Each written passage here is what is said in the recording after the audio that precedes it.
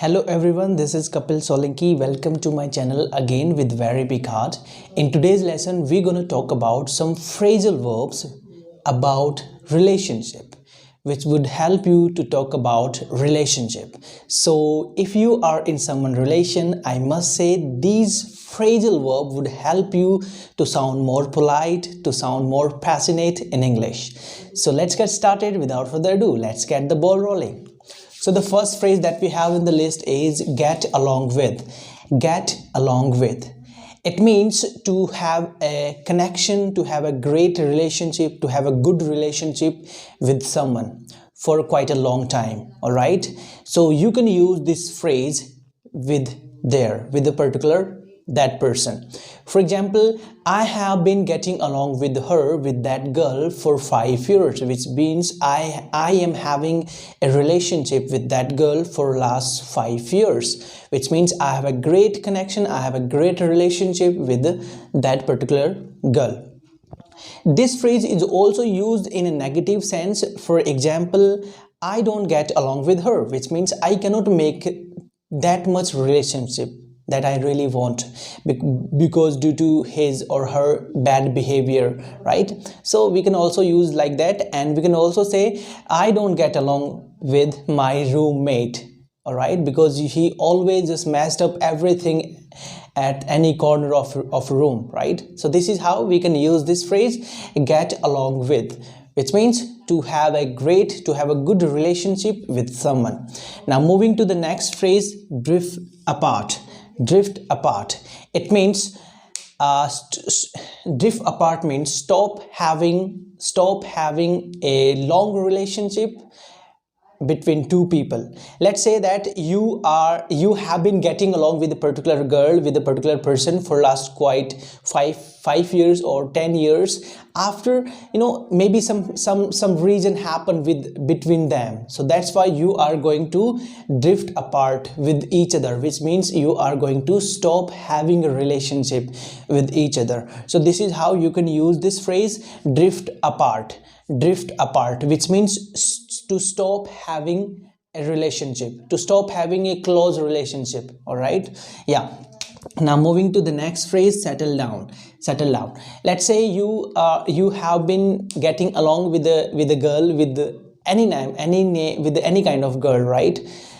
And you have been getting along with a particular girl for last 5 to 10 years, all right? And after now you have got married with that girl, you have got married with each other, which means you have settled down with each other, you have made a new family. All right, you are going to settle down with each other by making a new family. So this is how you can use this phrase settle down, which means to settle with each other after getting married. Yeah. Now next phrase is ask out. Well, ask out, it means to invite for a date. Let's say that you are in someone relationship, you are gonna in someone relationship, and after having a conversation, you just made a date that we are going to going on a date. All right, that we could understand each other, right? Our feelings, what our the way of speaking and everything, we just the behavior we could understand by going on a date. So ask out means to when you invite for a date, all right, when you invite for a date. So this is how we can say invite for a date, for going on date. All right, for a date, okay, with a particular person, with a particular girl. All right, so this is how you have to use ask out. Now moving to the next phrase, fall for. Fall for means to fall in someone's love. All right, for example, I have fallen in her love. I have fallen in her love. I think you are falling in someone's love. I think these days you are falling in someone's love, which means you are falling for someone. All right, you are falling in her love, right? You are falling for her. We can just say like that also. Okay, so this is how you can use Fall for means to fall in love. To fall in love, right, with a particular person, particular girl. Now next phrase is split up. Split up. Split up means to end a relationship. All right, to end a relationship. Let's say that you have been getting along with a particular girl for quite a long time, and after that some reason happened and you are going to split up each other, which means you are going to end the relationship. Okay, yeah. You can also say that, yeah, now split it up, which means split it up, now it's enough, I'm going to break up with you. So this is the phrase which also means to break up with someone. To break up with someone, which means to end a relationship with someone. Now moving to the next phrase, which is called hit off with. Well, hit off with means when you have a good connection with someone from the first time, from at the first moment. All right, let's say you see a girl and you fall in her love at the first moment, right, at the first glance. So this is how you have to use this phrase, hit off with. Let's say it was my first time, for example, it was my first time that I hit off with you at my friend's birthday party. All right, it was my first time, it was my first love that I hit off with you at my friend's birthday party, at my friend's wedding, we can also say like that. Okay, so this is how you have to use hit off with someone, which means you fall in someone's love at the first moment, at the first time with a particular person. Now moving to the next phrase is make out with. Well, it's very quite interesting. You will start laughing after hearing the meaning of this phrase.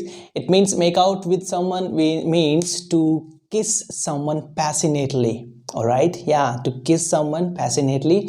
For example, I made out with her in my friend's house. All right, which means I kissed her passionately in my friend's house. It means to kiss someone, it means to kiss someone passionately.